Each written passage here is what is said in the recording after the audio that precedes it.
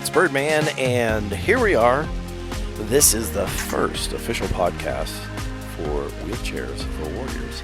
And I've got with me one of the key ladies with Wheelchairs for Warriors, and you can listen to both of them. This is Crystal Laramore. How are you? Hey, I'm good. Nice to hear your voice. So you're hanging out in your brand spanking new home, right? I am. I am hanging out in my brand spanking new home. It's for all the marbles, baby. Cool.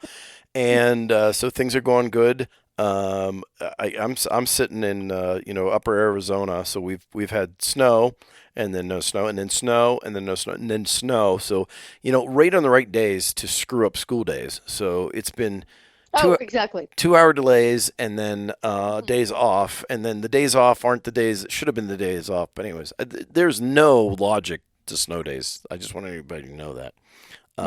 How's weather been there for you? It is rainy and cold, and it has rained at just the right times for the movers. They've been super thrilled with it. Um, and then it quits raining when we're all inside. And it starts raining again, anyway. It hasn't been terrible, but yeah, same thing here, snow day tomorrow. Yep. So about 6 months ago, you said something about, hey, I think we want to start a Wheelchairs for Warrior podcast. So what would that look like? And we had a couple conversations. And then a few weeks ago, you said, let's do this. Go. Let's do the thing. And I started with compiling the back end, getting everything set up. Hmm. We've got some music selected, which you haven't heard yet, but it'll be an Okay. intro and outro. We're gonna do short stuff, and we want to keep these simple for people so they understand what's going on. Talking to Right. you because we want to talk about. Give me your history. So how did it start, and quickly bring me sort of like to where we are today. Did you say quickly? Yeah, just a quick little glimpse of things, and then we'll go in more detail as we get into more episodes. Um, well, we saw a need in the veteran community for veterans who needed wheelchairs.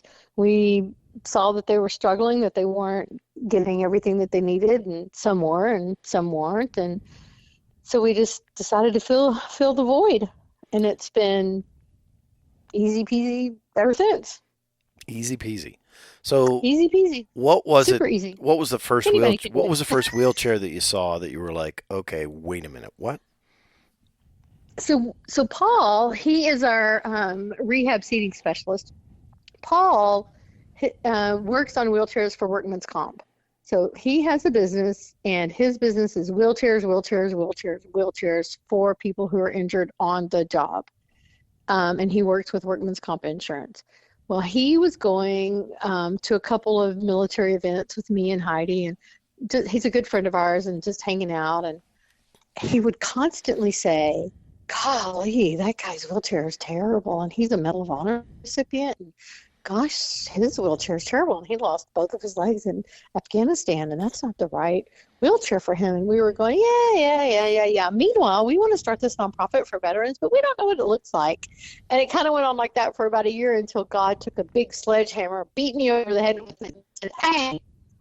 And I was like, oh, wheelchairs for warriors. That's what we're going to do. And Heidi's like, exactly. Yes, of course. That's what we're going to do. And it's just, I mean, everyone has jumped on board. Everyone's joined the mission. There's not one person that we talk to about our mission that doesn't say, oh my gosh, how can I help? What can I do? Right. And we wanted to include our first responders. So it is Wheelchairs for Warriors. So we serve veterans and first responders injured in the line of duty. We fly all over the country to wherever the warrior lives. We do a complex rehab seating clinic with them.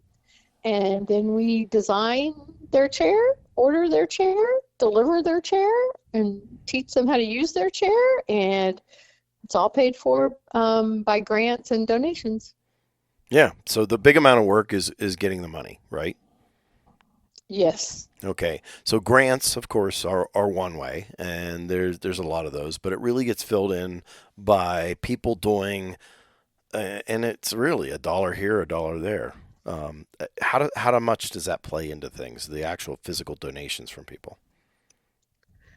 It's probably about 70% of our money is corporate and individual donations and sponsorships. Mhm. It is very little grant dollars. We are, and we're a compact team. It is me, it's Heidi, it's Paul. We just got a grant for a part-time admin, so we have a part-time administrator, and then we have Sean Dominguez works closely with us, and she does all the website. She does all the events. She does, puts together all of our events. She does graphic design work. Heidi has just in the last, about a year taken over the case management for the recipients, and we're growing, and our team is growing, and it's phenomenal, but a big majority, we don't have a grant writer. So that's what I was getting at. I knew there was a point to that. We don't have a specific grant writer, so we're all just kind of filling in, when we can for grants. So really, it's individual donations and corporate donations that are the big support. The big cornerstone to it all. Mm-hmm. Talk to me about how much is this your full time? Is that what you do all the time? Yes. Okay. Yes. And it wasn't always that way from the start, now was it? No, I worked for 3.5 years to get the nonprofit off the ground with no paycheck, and Heidi worked 4.5 years with no paycheck. And we just muscled our way through it. And at some point, you have to make a decision. You're either going to give it a go or you're going to let it go. Right.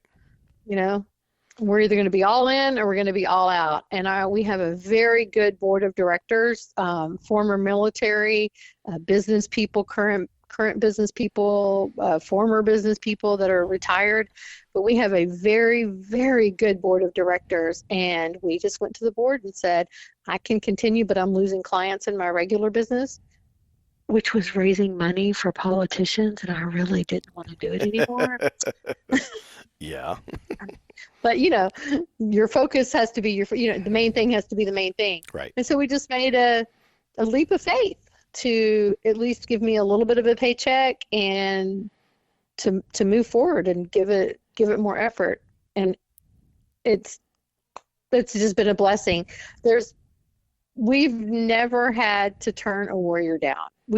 God always provides. The money is awesome. Always there. It is my life calling. Awesome. I was meant to do it.